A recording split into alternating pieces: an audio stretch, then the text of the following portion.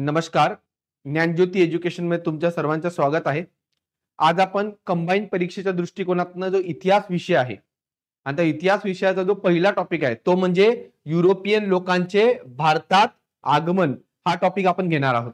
हा टॉपिक आपण का घेतोय? कारण की आपण शिकतोय की ब्रिटिशर्स लोकांनी असं आपल्याला वागणूक दिली, आपल्यावर तसं राज्य केलं. परंतु नेमके ते आले कसे, त्या येण्यामागची पार्श्वभूमी काय होती, त्यांना भारतात येण्याची गरज का पडली, या सगळ्या गोष्टींचा आपण सविस्तर अभ्यास आज आपण करणार आहोत. हा टॉपिक बघितल्यानंतर तुम्हाला काही शंकाच राहणार नाही की युरोपियन लोक भारतात आले का, त्यांचा उद्देश काय होता आणि उद्देश प्राप्तीनंतर त्यांनी व्यापाराचा जो उद्देश होता त्याच्यानंतर त्यांनी कसं भारतावर साम्राज्य प्रस्थापित केलं. तर आपण सुरुवात करूयात. बघा, असं काही नाहीये की युरोपियन लोक आणि भारतीयांचा संबंध 18व्या-17व्या शतकापासून सुरू झालाय. आपला आणि युरोपियन लोकांचा व्यापार खूप प्राचीन आहे. प्राचीन व्यापार याच्यासाठी कारण की भारतात जे प्रसिद्ध मसाल्याचे पदार्थ होते त्या मसाल्याच्या पदार्थांना युरोपमध्ये प्रचंड मागणी होती. युरोपचं जे वातावरण आहे ते भरपूर थंड आहे आणि तिकडे मसाल्याचे पदार्थ खाणं जास्त चांगलं असतं असं तिकडे म्हटलं जायचं आणि त्याच्यामुळे त्यांचा हा भारत आणि चीन या दोन देशासोबत भरपूर व्यापार चालायचा आणि तो जो व्यापार चालायचा तो या खुशकीच्या मार्गाने चालायचा. हा बघा, इथं तुम्हाला हा मार्ग दिसत असेल, याला आपण म्हणतो सिल्क रूट किंवा खुशकीचा मार्ग. हा चीन वरनं ते असे जायचे आणि भारताचं हे पटना शहर, दिल्ली शहर आणि तक्षशिला इथून ते पुढे जायचे आणि इथं त्यांचा कनेक्टिंग पॉइंट होता. त्याला आपण म्हणतो कॉन्स्टँटिनोपल किंवा आपलं आत्ताचं रिसेंट नाव म्हणायचं झालं त्याला आपण इस्तानबुल असं म्हणतो. इस्तानबुल किंवा कॉन्स्टँटिनोपल. त्या कॉन्स्टँटिनोपलच्या मार्गाने ते युरोपमध्ये जात असत. आणि एक दुसरी ब्रांच होती ती आफ्रिकेला जायची, अलेक्झांड्रियाकडे. हे इजिप्त मधलं एक शहर आहे, परंतु हे सध्या आपल्या काही कामाचं नाहीये. आपल्यासाठी कॉन्स्टँटिनोपल महत्वाचं आहे. तर तुम्हाला बेसिक कळालं की बाबा हा व्यापार काय आजपासूनचा नाहीये किंवा 200-300 वर्षापासून नाहीये, तर हा हजारो वर्षापूर्वीपासून हा व्यापार होता आणि हा जो व्यापार होता तो सिल्क रूट वरनं जायचा. झालं असं की हा जो सिल्क रूट आहे याला 1453 ला हा जो कॉन्स्टँटिनोपल शहर आहे या शहराला तुर्क लोकांनी जिंकून घेतलं. कोणी जिंकून घेतलं? तुर्क लोकांनी जिंकून घेतलं. आणि तुर्क लोकांनी हा पूर्ण एरिया जिंकल्यामुळे युरोपियन लोकांना या एरियात येणं आणि भारतासोबत व्यापार करणं जमत नव्हतं. आता तुम्हाला बेसिक कळालं की सिल्क रूट वरनं व्यापार व्हायचा. सिल्क रूटचं मेन कनेक्टिंग पॉइंट होतं कॉन्स्टँटिनोपल, जे युरोप आणि आशिया खंडाला एकत्र मॅच करायचे. या कॉन्स्टँटिनोपलला कोणी जिंकून घेतलं? 1453 ला तुर्क लोकांनी जिंकून घेतलं. आता पुढे मुद्दा काय? आता यांनी जिंकून घेतलं तर ह्यांना युरोपियन लोकांना भारतात येणं जमणार नाही. भारतात येणं जमणार नाही तर व्यापार जमणार नाही. व्यापार जमणार नाही तर मसाल्याचे पदार्थ जमणार नाही. त्यांच्याकडे एक दुसरा पर्याय होता, असा समुद्रमार्गे यायचा इकडनं. परंतु इथं अरब लोक होती आणि अरब लोकांना युरोपियन लोक भारतासोबत व्यापार करतात हे कुठेतरी स्पर्धा वाटायचं. त्यामुळे ते त्यांना इथनं येऊ द्यायचे नाही आणि इथून येणं धोकाचं असायचं. त्यामुळे त्यांना हा रस्ता पण बंद झाला, हा समुद्री मार्गाचा रस्ता सुद्धा बंद झाला आणि इथून पुढे मग भारताच्या शोधासाठी नवीन मार्ग शोधणे हे प्रत्येक युरोपियन देशाचं म्हणजे ध्येय बनलं असं म्हटलं तरी चालेल. मग आता पुढे ह्यांनी काय केलं तर बघा, हा व्यापार भूमार्गाने चालत असे. भूमार्ग म्हणजे आपला सिल्क रोड किंवा खुशकीचा मार्ग आणि खुशकीच्या मार्गावरचं प्रमुख केंद्र म्हणजे कॉन्स्टँटिनोपल, जे 1453 ला तुर्क लोकांनी जिंकून घेतलं. आणि यामुळे काय झालं? व्यापारात अडथळा निर्माण झाला. सगळा माहोल तयार झालेला आहे. भारतात व्यापारी मार्ग शोधण्याचा प्रयत्न आता युरोपियन कंट्रीज करणार आहेत आणि त्यांना मग दुसरा एक मार्ग भेटेल आणि त्या मार्गे ते भारतात येण्याचा प्रयत्न करतील. आणि शेवटचा एक त्यांच्याकडे पर्याय होता तो म्हणजे जलमार्ग. मग पुढे काय झालं? हा जो व्यक्ती होता बार्थोलोमियो डियस किंवा याला डाईस आपण मराठीत म्हणतो, बार्थोलोमियो डियस हा 1487 साली पोर्तुगीज व्यक्ती आहे जो भारताच्या शोधासाठी निघाला होता. आता यांनी काय विचार केला? आता इथं आपण पुढे एक अजून वर्ल्ड मॅप बघू. हा बघा, हा युरोप आहे, हा इथं आपला भारत आहे आणि इथं जे शहर आहे ते आहे कॉन्स्टँटिनोपल. हे कॉन्स्टँटिनोपल 1453 ला तुर्क लोकांनी जिंकून घेतले म्हणून यांना पर्याय शोधायचा आहे. मग पर्याय शोधायला यांनी काय विचार केला की आपण जर असं समुद्री मार्गाने गेलो तर कुठेतरी आपल्याला भारत भेटेल. काय भेटेल? कुठेतरी भारत भेटेल. त्यांना एक्झॅक्ट माहिती नव्हतं की कसं समुद्री मार्गाने जायचं. आणि तुम्ही साल लक्षात ठेवा, हे 1453च्या आसपासच्या गोष्टी आहेत.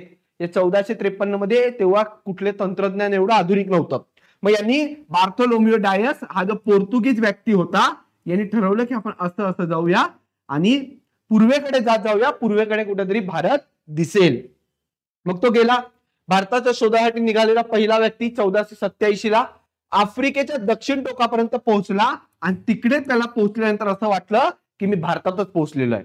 आणि तो दक्षिण टोक कुठलं? केप ऑफ गुड होप किंवा त्याला केप अगुला सुद्धा असं म्हणतात. म्हणजे आजच्या घडीला हे जर साऊथ आफ्रिका खंडाचं जे दक्षिण टोक पाहिलं, हे साऊथ आफ्रिका हा देश आणि याचं हे दक्षिण टोक, याला केप ऑफ गुड होप असं म्हणतात किंवा केप अगुला सुद्धा म्हणतात.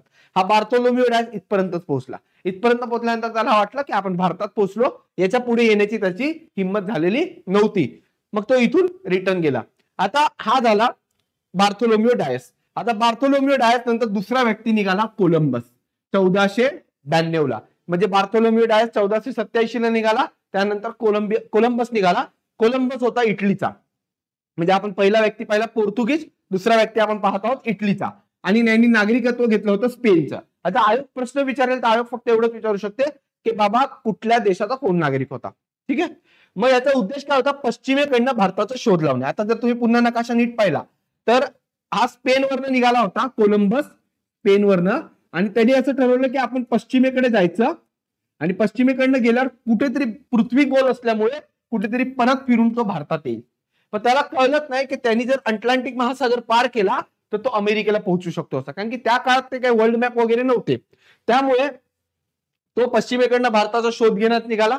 अटलांटिक महासागर पार करून भारतात जाण्याचा मार्ग त्यांनी शोधण्याचा प्रयत्न केला आणि मध्य अमेरिका, वेस्ट इंडिज, व्हेनेझुएला त्यांनी बेटं शोधली आणि अमेरिका खंडाच्या पूर्व किनाऱ्यावर येऊन पोहोचला. म्हणजे तो कुठे येऊन पोहोचला? इथं येऊन पोहोचला.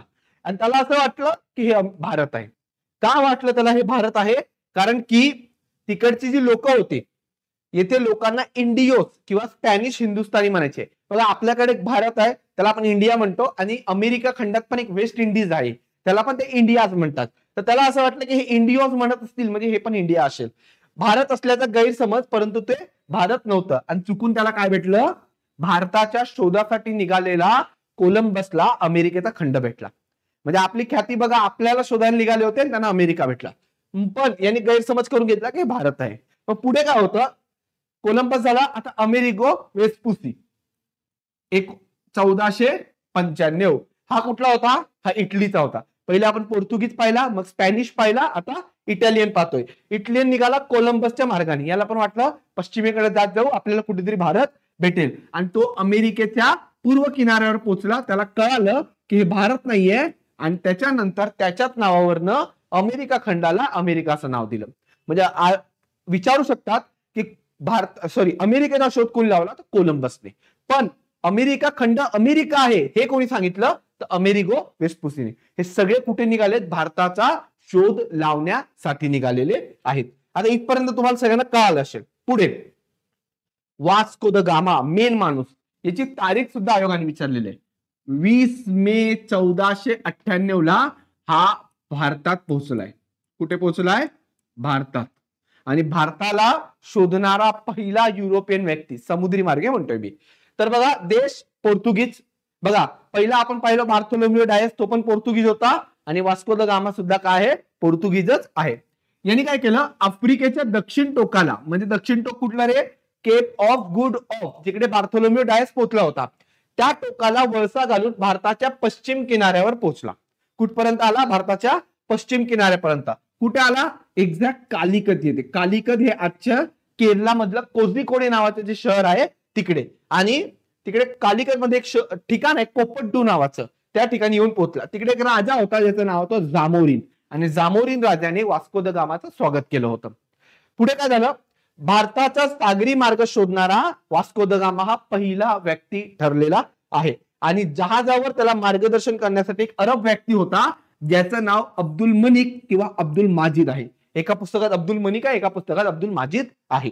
तर बघा इथून निघालाय पोर्तुगीज वरनं आणि इथं पोहोचला बार्थोलोमियो डायस. याला आपण काय म्हणणार? Cape of good of.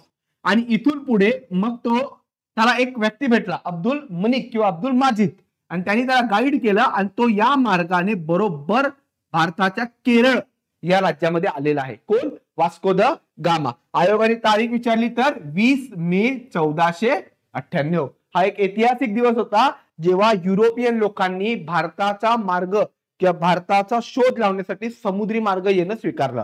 तुम्हाला आजच्या काळात असं वाटत असेल की समुद्री मार्ग शोधणं काही सोपी गोष्ट आहे, परंतु तो काळ आहे 1498चा. म्हणजे आजपासून जवळपास 500-525 वर्षापूर्वी, जेव्हा कुठलंही तंत्रज्ञान नव्हतं, फक्त व्यापार करायला आपल्याला भेटला पाहिजे म्हणून ते साहसी लोक आपला शोध घेत आहेत, आपला म्हणजे भारताचा. तर वास्को द गामा आला, या मार्गाने आला वास्को द गामा 20 मे 1498. आणि शेवटचा व्यक्ती फर्डिनांड मॅगलेन. आज तुम्ही सांगाल की वास्को द गामाने भारत शोधून घेतलं, मग हा कशाला निघालाय? याला भारत नव्हता शोधायचा, याला पूर्ण पृथ्वी प्रदक्षिणा करायची होती. काय करायची होती? पृथ्वी प्रदक्षिणा. मग हा कोण आहे? पोर्तुगीज खलासी आहे आणि त्याला नागरिकत्व भेटलंय स्पेनचं. पृथ्वीची जलयात्रा पूर्ण करण्याचं श्रेय 1519 ते 1522 मध्ये. यात्रा पूर्ण झाली नाही का? कारण की फिलिपाईन्स मधील सेबू प्रांतात तो ठार झाला, परंतु त्याचे जे सहकारी होते त्यांनी यात्रा पूर्ण केलेली आहे. म्हणजे काय केलं त्यांनी? हा इथं युरोप आहे, युरोपवरून असा पूर्ण जग फिरून पुन्हा युरोपात दाखल झालेला आहे आणि समुद्री मार्गाने पृथ्वीची प्रदक्षिणा पूर्ण केलेली आहे. आता तो जाताना दक्षिण अमेरिका खंडातनं गेला होता आणि दक्षिण अमेरिका खंडाच्या खालचं जे टोक आहे तिकडे बरोबर एक पास आहे छोटासा, त्या पास किंवा सामुद्रधुनीतनं गेला होता. त्याच्या स्मरणात आपण त्याला मॅगलेनची सामुद्रधुनी म्हणतो. का? कारण की फर्डिनांड मॅगलेन तिकडनं पहिल्यांदा गेला होता. आला बघा, हा फर्डिनांड मॅगलेन निघाला इथनं, हे अटलांटिक महासागर, इथनं बघा ही मॅगलेनची सामुद्रधुनी, इथनं असा निघाला आणि परत इथं फिलिपाईन्स जवळ तो चकमकीत ठार झाला. मग त्याचे जे सहकारी होते त्यांनी ती यात्रा पूर्ण केलेली आहे. हे त्याचं रूट होतं. याच्यावर आयोग प्रश्न विचारणार नाही, फक्त आपल्याला माहितीसाठी माहित असायला हवं. पुढे भारतात येण्याचं वर्ष आणि त्यांची पहिली वखार. ही जी स्लाइड आहे अतिशय महत्वाची आणि याच्यावर आयोगाने भरपूर वेळा प्रश्न विचारलेला आहे. पोर्तुगीज कधी आले भारतात? 1498. स्पेसिफिक तारीख म्हणायचं झालं तर 20 मे 1498. आणि त्यांनी पहिली वखार, वखार म्हणजे फॅक्टरी किंवा गोदाम जिकडे ते सगळं सामान ठेवायचे, ती कुठं स्थापन केली? कोचीन येथे स्थापन केली. त्याच्यानंतर डच हे 1602 ला आले. म्हणजे बघा या दोघांमध्ये जवळपास 104 वर्षाचं अंतर आहे. किती? 104. म्हणजे एवढे पोर्तुगीज प्रगत होते, एवढी त्यांना इच्छा होती भारतात येण्याची. आणि त्याच्यानंतर मग युरोपियन लोकांना कळालं की आपण सुद्धा भारतात जाऊन व्यापार करायला हवा. डच लोकांची पहिली वसाहत मसुलीपट्टणम येथे. पुढे इंग्रज आले 1608 ला सुरत येथे वखार. डेन आले, डेनिश 1616 ला त्रिकोबार येथे वखार. आणि सगळ्यात शेवटी आले फ्रेंच 1664 ला आणि सुरत येथे वखार. आता तुम्हाला आयोग याचा क्रम सुद्धा विचारू शकते की कोण पहिले आले आणि कोण शेवटी. तर याच्यातला डेन काढून टाका. डेन एवढं काय फेमस नाहीये. पोर्तुगीज, डच, इंग्रज आणि फ्रेंच. तुम्ही आपण हा शब्द ऐकला असेल पीडीएफ. कुठल्याही नोट्स आपण पीडीएफ फॉर्म मध्ये घेतो, तर त्या पीडीएफ मध्ये तुम्ही फक्त ई ऍड करा. पीडीईएफ हा त्यांचा येण्याचा क्रम आहे. ठीक आहे. आता आपण एक एक बघणार. आपण काय बघतो? युरोपियन लोकांचं भारतात आगमन. त्यामध्ये आपण सगळ्यात पहिले काय बघितलं? ते यांना यायची गरज का पडली? व्यापार किती महत्वाचा होता. मग आले कसे? पहिला पोर्तुगीज आले, मग डच आले, मग इंग्रज आले, मग फ्रेंच आले. मग आले तर 4 जण, पण राहिला कोण? फक्त ब्रिटिश. कधीपर्यंत? 1947 पर्यंत. मग या मागची कारण काय? तर प्रत्येक सत्तेचं, म्हणजे प्रत्येक सत्ता म्हणजे कुठली? प्रत्येक युरोपियन पॉवरचं, पोर्तुगीज, डच, फ्रेंच आणि इंग्रज यांचा आपण थोडा थोडा विस्तार बघणार आहे. आणि शेवटी ब्रिटिशच का राहिले हे पण आपण या व्हिडिओमध्ये बघणार आहे. तर बघा 1498 स्पेसिफिक तारीख म्हणायचं झालं तर 20 मे 1498 ला वास्को द गामा भारतात आला. आणि आल्यानंतर लगेच 1499 ला तो भारतातनं परत गेला. आता जेव्हा तो आला आणि भारतातनं माल घेऊन रिटर्न गेला, तेव्हा त्यांनी 1 रुपयाची वस्तू जो इथनं घेऊन गेला होता तो युरोपमध्ये 60 रुपयाला विकली. म्हणजे त्याला किती नफा झाला? 60 पट नफा झाला. आता एवढा जर नफा भेटत असेल तर प्रत्येक युरोपियन सत्तेला, प्रत्येक युरोपियन पॉवरला, प्रत्येक युरोपियन देशला वाटत असेल की आम्ही सुद्धा जाऊन भारतात काय करायला पाहिजे? व्यापार करायला पाहिजे. मग 1498 ला हा आला, 1499 ला रिटर्न गेला. त्यानंतर एक दुसरा पोर्तुगीज खलाशी आला, पेट्रो क्रॅम्बेल. हा सेकंड पोर्तुगीज व्यक्ती होता ज्याने भारतात आला आणि भारतात व्यापार करण्याचा प्रयत्न केला. मग पुन्हा 1501 ला वास्को द गामा परत आला आणि त्यावेळेस त्यांनी काही व्यापारी केंद्र सुद्धा बांधली. त्यामध्ये कालिकत, कोचीन आणि कन्नूर किंवा कन्नूर. आणि पोर्तुगीज लोकांची तेव्हा राजधानी बनली कोचीन. हे आयोग असा प्रश्न विचारू शकते की पोर्तुगीज लोकांची पहिली राजधानी कुठली. तर पहिली राजधानी कुठली आहे रे, कोचीन ही राजधानी होती. आता हे तुम्हाला पूर्ण याच्यामध्ये या मॅप मध्ये सगळं समजून जाईल. हा त्या काळातला होता सिल्क रूट. हे आहे इकडे कॉन्स्टंटिनोपल. इथं सगळं अरबांचं कंट्रोल होतं. इथं सगळं अरब लोक पूर्ण व्यापार वगैरे करायचे. मग या अरब लोकांच्या व्यापाराला काउंटर करण्यासाठी वास्को द गामा या रूटने समुद्री मार्गाने भारतात आला. म्हणजे रस्त्यावरनं येऊ नाही दिलं. तर भारतात व्यापारी नफा इतका आहे की त्यांनी समुद्रात आले. आणि समुद्र म्हणजे कुठला, हा काय साधा समुद्र नाही, अटलांटिक महासागर आहे. अटलांटिक महासागर सगळ्यात डेंजर समुद्रापैकी एक आहे. आणि त्या समुद्रातनं हे भारताच्या शोधासाठी आले. एवढी व्हॅल्यू त्यावेळेला भारताची होती, कारण की भारताचा व्यापार, भारताचे मसाल्याचे पदार्थ, इतर सगळ्या गोष्टी खूप मौल्यवान होत्या. आणि म्हणून तुम्ही ऐकलं असेल कधीतरी की भारताला सोन्याची चिमणी म्हणायचे. का म्हणायचे, कारण की ह्या सगळ्या गोष्टी होत्या की आपल्याकडच्या वस्तू जगप्रसिद्ध होत्या. पुढे Francisco de Almeida. Francisco de Almeida हा कोण आहे, तर पहिला पोर्तुगीज गव्हर्नर. आता झालं असं की वास्को द गामा आला, वास्को द गामाने व्यापार केला, आपली राजधानी बनवली. आता राजधानी बनवली तर आपला आता व्यापार काय होणार आहे, भारतासोबत रेग्युलर चालणार आहे. मग रेग्युलर व्यापार चालण्यासाठी तिकडे कुठला तरी एक व्यक्ती अपॉइंट करायला लागेल, गव्हर्नर अपॉइंट करायला लागेल. मग ह्यांनी आता गव्हर्नर अपॉइंट करायला सुरुवात केली. आणि पहिला गव्हर्नर कोण, फ्रान्सिस्को दी अल्मेडा. आता याचा उद्देश काय, याला जेव्हा गव्हर्नर बनवून पाठवलं तर याला 2-3 उद्देश सांगितले. तुझा पहिला उद्देश काय असला पाहिजे, भारतात प्रवेश मिळवणे. प्रवेश तर ऑलरेडी केला होता, मग कसला प्रवेश, तर व्यापाराच्या बाबतीत प्रवेश मिळवणे. कारण की अजूनही भारताचा व्यापार हे प्रामुख्याने अरब लोक कंट्रोल करायची. अरब लोक हे मेन फॅक्टर होती भारतीय व्यापारामध्ये. मग काय करायचं, अरब लोकांची मक्तेदारी कमी करायची. तो डॉमिनन्स आहे अरब लोकांचा भारतीय व्यापारावर, तो कुठेतरी कमी करायचा. आणि कोणाचा डॉमिनन्स वाढवायचा, पोर्तुगीज लोकांचा डॉमिनन्स वाढवायचा. आणि त्या काळात हिंदी महासागरावर अरब लोकांचं वर्चस्व होतं, परंतु पोर्तुगीज लोकांकडे नेव्ही चांगली असल्यामुळे हळूहळू हिंदी महासागरावर पोर्तुगीज लोकांनी आपलं वर्चस्व बनवलं आणि अरब लोकांना बाहेर हाकलण्यात आलं. मक्तेदारी कशावर बनवायची होती, मसाल्याच्या आणि काळ्या मिरीच्या व्यापारावर. मसाल्याचे जे पदार्थ आहेत त्यात सगळ्यात महत्वाचं म्हणजे काळी मिरीचं जो व्यापार आहे त्याच्यावर सगळ्यात जास्त महत्व किंवा कंट्रोल मिळवण्याचा प्रयत्न ते करत होते. मग फ्रान्सिस्को दी अल्मेडा यांनी जे धोरण राबवलं त्याला म्हणतात ब्लू वॉटर पॉलिसी. आयोगाने याच्यावर प्रश्न विचारलेला आहे, blue water policy. Blue water policy म्हणजे काय रे, समुद्रावर पूर्णतः नियंत्रण आणण्याचा जो प्रयत्न होता. मग या ब्लू वॉटर पॉलिसीला इम्प्लिमेंट करण्यासाठी एक सिस्टम आणलं. त्या सिस्टमचं नाव आहे कॉर्ड सिस्टम. आता थोडंसं पोर्तुगीज टाईप वर्ड आहे कॉर्ड्स, याला मराठीत असंच लिहितात कॉर्ड सिस्टम. हे कॉर्ड सिस्टम काय, एक प्रकारचा परवाना होता. काय होता रे, एक प्रकारचा परवाना. इंग्लिश मध्ये त्याला आपण म्हणू लायसन्स होतं. लायसन्स म्हणजे ज्या जहाजांना अरबी समुद्रात व्यापार करण्यासाठी फिरायचं आहे त्यांनी काय करायचं, पोर्तुगीज लोकांकडनं कॉर्ड्स किंवा परवाना घ्यायचा. तो कॉर्ड्स किंवा परवाना घेतला तर पोर्तुगीज जे मारेकरी आहेत किंवा पोर्तुगीज जी नेव्ही आहे किंवा जे जहाज आहे त्याच्यापासून त्या जहाजाला सुरक्षा मिळेल. म्हणजे काय, समजा मला अरबी समुद्रात व्यापार करायचा आहे तर मी पोर्तुगीज लोकांकडनं काय घेईन, परवाना घेईन. जर मी परवाना घेतला म्हणजे पोर्तुगीज लोक माझ्या जहाजावर अटॅक करणार नाही. आणि जर मी नाही घेतला तर पोर्तुगीज लोक माझ्या जहाजावर अटॅक करतील आणि माझा पूर्ण माल संपवून टाकतील.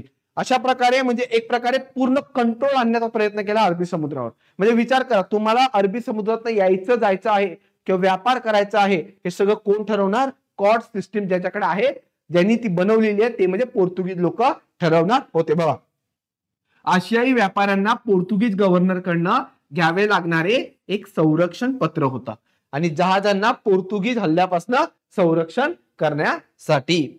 जर हे नसेल तुमच्याकडे तर पोर्तुगीज काय करतील, तुमच्या जहाजावर हल्ला करतील आणि तो संपून टाकतील. आणि जर असतील तर मग काय अडचण नाही. पुढे अल्फान्सो दी एल्ब्रुक. अल्फान्सो दी एल्ब्रुक हा कोण आहे, दुसरा पोर्तुगीज गव्हर्नर आहे. कोण आहे, दुसरा पोर्तुगीज गव्हर्नर. आता भारताच्या पश्चिम किनाऱ्यावर यांनी मुख्यालय स्थापन केलं आणि इंडोनेशियामध्ये अरबांचा जो व्यापार होता त्याला नष्ट करून टाकलं आणि तिकडे पूर्णतः डॉमिनन्स कोणाचं बनवलं, पोर्तुगीज लोकांचं बनवलं. 1510 मध्ये युसुफ आदिलशहाकडनं गोवा जिंकलं.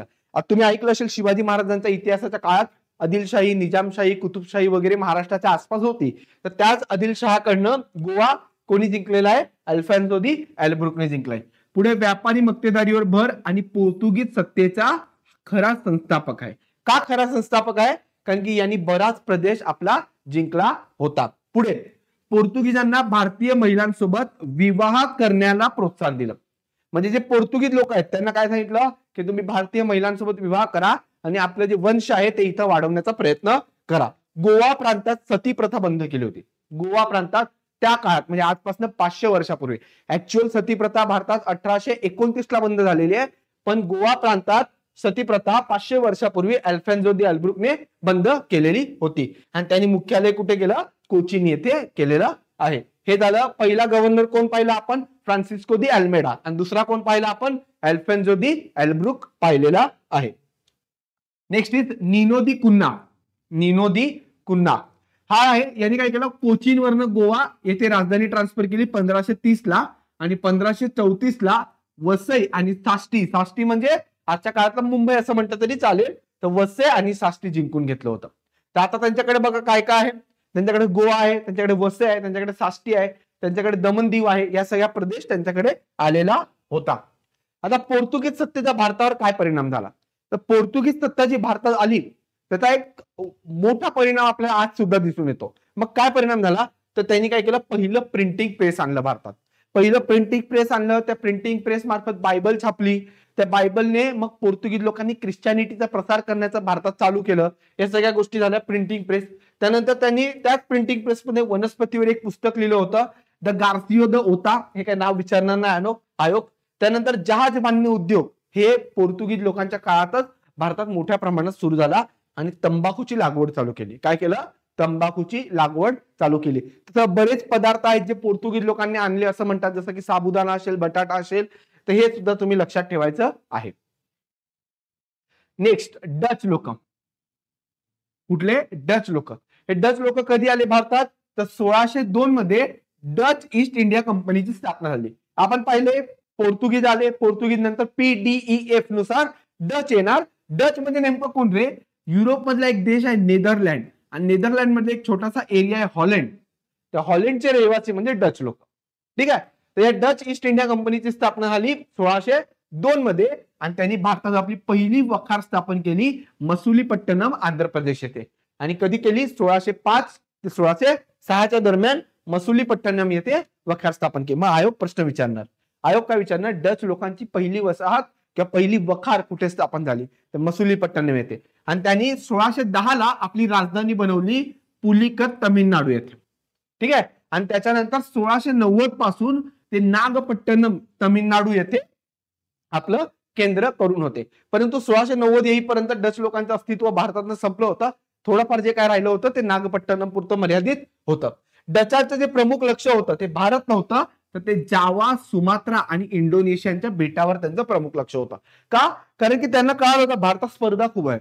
एकीकडे ब्रिटिश आहेत, एकीकडे फ्रेंच आहेत, दुसरीकडे आपले पोर्तुगीज लोक आहेत. तर त्यांनी काय केलं? जिकडे कमी कॉम्पिटिशन आहे, जावा, सुमात्रा आणि इंडोनेशियाचे आयलंड, तिकडे जाण्याचा प्रयत्न केला. तसं तिकडे पण मसाल्याचे पदार्थ भेटतात, इकडे पण मसाल्याचे पदार्थ भेटतात. मग त्यांना तिकडे जास्त सोपं वाटत होतं म्हणून त्यांनी तिकडे जास्त लक्ष दिलं. 1759 ला बेदेरची लढाई झाली. कसली? बेदेराची लढाई. आणि ही कोणामध्ये झाली? इंग्रज आणि डच मध्ये झाली. आणि यामध्ये डचांचा पराभव झाला आणि ही शेवटची लढाई होती आणि इथून पुढे डच भारतातनं हद्दपार झाले. आयोगाने या लढाईवर भरपूर वेळा प्रश्न विचारलाय की ब्रिटिश आणि डच यांच्या शेवटची लढाई कुठली झाली, किंवा असा प्रश्न होता तो की कोणत्या लढाई अंतर्गत डच लोक भारतातनं हद्दपार झाले किंवा भारतातनं डच लोकांचा नाश किंवा पराभव किंवा रद्द झाले, असं काही एक प्रश्न होता.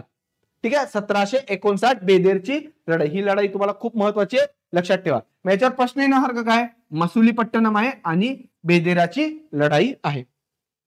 पुढे फ्रेंच. 1664 ला फ्रेंच ईस्ट इंडिया कंपनीची स्थापना झाली. कसली झाली? French east India company. आणि लगेच 4 वर्षानंतर त्यांनी आपली पहिली वखार सुरत येथे स्थापन केली. आता तुम्ही जर नीट बघाल तर ब्रिटिशांची सुद्धा पहिली वखार सुरतच आहे आणि फ्रेंच लोकांनी पण आपली पहिली वखार कुठे बनवली? सुरत येथेच बनवली. का बनवली सुरत येथे? की त्यांना नेहमीच ब्रिटिश आणि फ्रेंच यांच्यात नेहमी कॉम्पिटिशन आहे. आपल्याला भारतात तर त्याचा इतका काय परिणाम नाही झाला, परंतु युरोपमध्ये ते नेहमी 7 year war, 5 year war, 9 year war, म्हणजे 7-7 वर्ष, 9-9 वर्ष ते युद्ध करायचे. आणि तिकडे ते युद्ध करायला लागले की ते इथे त्यांचे जे लोक आहेत ते पण भारतात युद्ध करायचे. मग भारतात जे कर्नाटक युद्ध झाले ते बेसिकली ब्रिटिश आणि फ्रेंच यांच्या दरम्यान झाले. ते कर्नाटक युद्ध होण्यामागचं कारण काय, की युरोपमध्ये युद्ध चालू झालंय. युरोपमध्ये युद्ध झालं तर फ्रेंच आणि ब्रिटिश यांचे कॉलनी जगभरात कुठे पण असेल त्या कॉलनी आपापसात लढायच्या. कॉलनी म्हणजे त्यांची जी वसाहत आहे ते. तर तसंच त्यांनी ब्रिटिशांनी सुरतमध्ये वखार स्थापन केले, म्हणून फ्रेंच लोक पण कुठे करताय, सुरतमध्ये वखार स्थापन करताय. 1673 ला मार्टिन आणि लेस्पी नावाचे 2 अधिकारी होते. त्यांना बिजापूरच्या राजाकडनं एक गाव मिळालं. ठीक आहे, त्या गावाचं नाव होतं वालीकोंडपुरम. काय नाव आहे, वालीकोंडपुरम. त्या वालीकोंडपुरम मध्ये त्यांनी किल्ला बांधला ज्याचं नाव आहे फोर्ट लुई. ठीक आहे, फोर्ट लुई. तो लुई त्यांचा फ्रेंचचा राजा, लुई पहिला, लुई दुसरा, हे जे फ्रेंचचे राजे आहेत ना त्यांना लुई नाव दिलं जातं. आणि ते लुई जे झालं ते म्हणजे जो किल्ला झाला फोर्ट लुई, त्या किल्ल्याच्या आसपास जे गाव बसलं त्या गावाचं नाव आजच्या काळात पॉंडिचेरी किंवा सध्याच्या काळात पुदुच्चेरी म्हणून आपण त्याला म्हणतो. आणि त्या पुदुच्चेरीला मार्टिन हा पहिला गव्हर्नर नेमण्यात आला. मग तुम्हाला आता कळालं की फ्रेंच लोकांनी पुदुच्चेरी गाव कसं बनवलं. तर त्यांना एक गाव देण्यात आलं वालीकोंडपुरम, तिकडे एक किल्ला बनवला आणि त्या किल्ल्यावरनं त्याच्या आसपास जी वसाहत तयार झाली त्याला पॉंडिचेरी नाव दिलं. आणि पॉंडिचेरीचा पहिला गव्हर्नर मार्टिन हा होता. हे फ्रेंच लोकांचं बेसिक झालं. आता पुढे काय झालं, 1742 ला एक खूप म्हणजे चांगला लढाऊ असा फ्रेंच गव्हर्नर आला ज्याचं नाव आहे ड्युप्ले. आणि ड्युप्लेच्या काळात ब्रिटिश आणि फ्रेंच यांची रायव्हलरी खूप चांगली चालू होती भारतात. आणि ड्युप्लेमुळे फ्रेंच लोकांना वरचढ किंवा वर्चस्व त्यांनी निर्माण केलं होतं. परंतु काही कारणास्तव ड्युप्लेला परत बोलून टाकलं आणि मग ब्रिटिश आणि फ्रेंच यांच्यात 3 भारतात युद्ध झाली. त्याला आपण 3 कार्नेटिक वॉर म्हणतो किंवा कर्नाटक युद्ध म्हणतो. आणि शेवट झाला 1760 ला वॉन्डिवॉशच्या लढाईने. इंग्लिश मध्ये त्याला म्हणतात बॅटल ऑफ वॉन्डिवॉश. आणि इथं फ्रेंचांचा पराभव झाला आणि फ्रेंच लोकांचं भारतातलं अस्तित्व संपुष्टात आलं. म्हणजे बघा, फ्रेंच लोक भारतात आले कधी, 1664 ला. कधी आले, 1600, म्हणजे फ्रेंच ईस्ट इंडिया कंपनीची स्थापना झाली 1664 ला. पहिली वखार स्थापन झाली 1668 ला. आणि 1760 मध्ये 1760 मध्ये एक लढाई झाली बॅटल ऑफ वॉन्डिवॉश. आणि इथं त्यांचं अस्तित्व संपलं. म्हणजे जवळपास 100 वर्षातच फ्रेंच लोकांचं अस्तित्व भारतातनं संपलेलं आहे. आता पुढे शेवट राहिलेत बघा. ऍक्च्युली आले कसे, PDEF. पोर्तुगीज आले 1498 ला, नंतर डच आले, नंतर इंग्लिश आले आणि नंतर फ्रेंच आले. आपलं पोर्तुगीज बघून झालं, डच बघून झालं आणि फ्रेंच बघून झालं. आपण ब्रिटिशांना शेवटी का ठेवले, कारण की ब्रिटिश लोक शेवटी राहिले. त्यांनी डचांना बेदेवच्या लढाईत पराभव केलं, फ्रेंच लोकांना वॉन्डिवॉशच्या लढाईत पराभव केला आणि राहिले पोर्तुगीज आणि इंग्रज. आता इंग्रज आणि पोर्तुगीज यांच्यात डायरेक्ट संघर्ष कधीच झाला नाही. का नाही झाला, कारण की पोर्तुगीज लोकांचा उद्देश वेगळा होता. त्यांना जास्त धर्म प्रचारात रस होता आणि त्यांचं आणि ब्रिटिशांच्या थोडीशी फ्रेंडशिप होती. ती फ्रेंडशिप का होती मी तुम्हाला थोड्या वेळात सांगतो. पण या दोघांमध्ये लढाई झाली नाही. पोर्तुगीज हे स्वतःला गोवा, दमन दीव या क्षेत्रापुरतं मर्यादित करून घेतलं आणि बाकीचं सगळं क्षेत्र ब्रिटिशांनी जिंकून घेतलं. ब्रिटिशांना चॅलेंज केलं कोणी, डच लोकांनी आणि फ्रेंच लोकांनी. डच आणि फ्रेंच लोकांना ब्रिटिशांनी काय केलं, पराभूत करून टाकलेलं आहे. आता ब्रिटिश, सगळ्यात महत्वाचा सेक्टर. जॉन मिल्टन हॉल 1599 ला एक व्यापारी भारतात आला. ठीक आहे, 1599 लाच इंग्लिश ईस्ट इंडिया कंपनी सुरू झाली आणि 31 डिसेंबर 1600 ला राणी एलिझाबेथने 15 वर्षाची सनद दिली. सनद देणं म्हणजे नेमकं काय रे, की सनद देणं म्हणजे हा जो भारत आहे या भारतात व्यापार करण्याची परवानगी. व्यापार कोणाला, ईस्ट इंडिया कंपनीला. पण ईस्ट इंडिया कंपनीला एकट्यालाच व्यापार करण्याची परवानगी, मग दुसरं कोणीही तिकडे जाणार नाही. त्याला आपण म्हणतो सनद किंवा चार्टर देणं. ठीक आहे, आता हे गेले आणि इथं व्यापार करायला सुरुवात केली. दुसरं कोणी कॉम्पिटिशन नाहीये, ब्रिटन मधली कुठलीच कंपनी येणार नाहीये. त्यामुळे इंग्लंडची जी ईस्ट इंडिया कंपनी होती ती एवढ्या मोठ्या देशावर किंवा एवढ्या मोठ्या एरियावर व्यापार करण्याची सोल ऑथॉरिटी बनली, की एक सुप्रीम पॉवर बनली असं तरी म्हटलं तरी चालेल. पुढे 1609 ला इथं किती वर्षासाठी दिली होती? 15 वर्षासाठी. पण राजा जेम्स पहिला यांनी त्याला अमर्यादित काळासाठी सनद देऊन टाकले. म्हणजे आता इथून पुढे अनलिमिटेड पिरियड पर्यंत तुम्हाला काय व्यापारी सनद आहे. इथं तुम्हाला जेवढा वेळ वाटेल तेवढा वेळ ईस्ट इंडिया कंपनीला आपण काय करू? सनद देऊ. आता ही जी सनद आहे 1609 ला दिलेली, त्याला ब्रेक कधी केलं? 1793 चा जो चार्टर कायदा होता,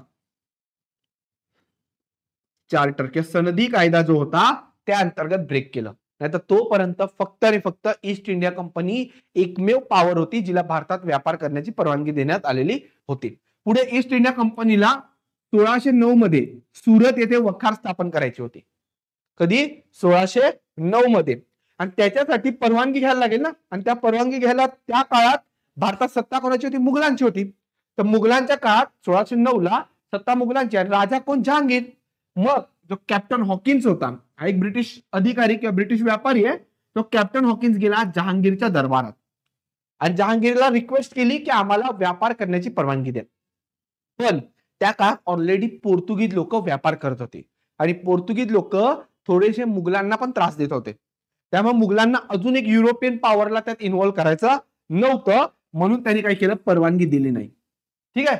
आता 1608 मध्ये कॅप्टन हॉकिन्स आला होता आणि हेक्टर नावाच्या जहाजाने आला होता. फॅक्च्युअल पॉइंट आहे, लक्षात ठेवायचं ठेवा.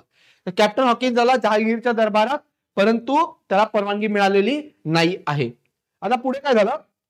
ब्रिटिश विरुद्ध पोर्तुगीज यांच्यात एक छोटासा युद्ध टाईप झालं आणि ते युद्ध मोस्टली कशा होतं? नेव्हीचं होतं. आता पोर्तुगीज काय आहेत? आतापर्यंत सोल पॉवर आहे व्यापाराच्या बाबतीत, बाकी कोणी आसपास पण नाहीये त्यांचा. आणि मुघलांना पण असं वाटत होतं की एवढी एकहाती सत्ता व्यापारावर, समुद्री व्यापारावर कोणाची नको असायला. त्यामुळे जेव्हा ब्रिटिश आणि पोर्तुगीज यांच्यात युद्ध झालं तर काय झालं? ब्रिटिशांनी काय केलं? इंग्रजांनी दीव दमन येथे पराभव केला. कोणाचा? पोर्तुगीज लोकांचा. आणि पराभव केल्यामुळे आता एकाधिकारशाही राहिली का पोर्तुगीजांची? नाही. आणि त्याच्यामुळे मग जहांगीरने काय केलं? 1613 ला सुरत येथे वखार स्थापन करण्याची परवानगी देऊन टाकली. म्हणजे बघा, 1609 ला गेला तेव्हा नाही बोलले, 1613 ला गेला तेव्हा हो बोलून टाकलं. पण तोपर्यंत ब्रिटिशांना असं वाटलं की आपण नॉर्थ मध्ये कशाला प्रयत्न करतोय, आपण साऊथ मध्ये थोडी ना मुघलांची सत्ता आहे. मग यांनी काय केलं? 1611 ला, म्हणजे 1613 ला तर परवानगी भेटली नॉर्थ सुरतची, परंतु साऊथ मध्ये इंग्रजांनी आपली पहिली वखार स्थापन केली, ते म्हणजे मसुलीपट्टणम येथे. म्हणजे त्यांनी पहिल्यांदा इथे बांधून पूर्ण केली. मसुलीपट्टणमला का करू शकले? कारण की मुघलांची सत्ता मसुलीपट्टणम पर्यंत नव्हती, तिकडे लोकल राजांची परवानगी लागायची. मग तिकडे त्यांनी बनवली, इथं त्यांना बनवता आली नाही कारण की इथं मुघलांची सत्ता आहे. आणि 1609 ला जेव्हा ते गेले तेव्हा नाही बोलले, आणि त्याच्यानंतर जेव्हा त्यांनी पोर्तुगीजांना हरवलं तेव्हा 1613 ला गेले तेव्हा त्यांना हो बोलण्यात आलं. म्हणजे आता एक मसुलीपट्टणम येथे पहिली वखार, आणि पहिली वखाराची परवानगी कधी होती?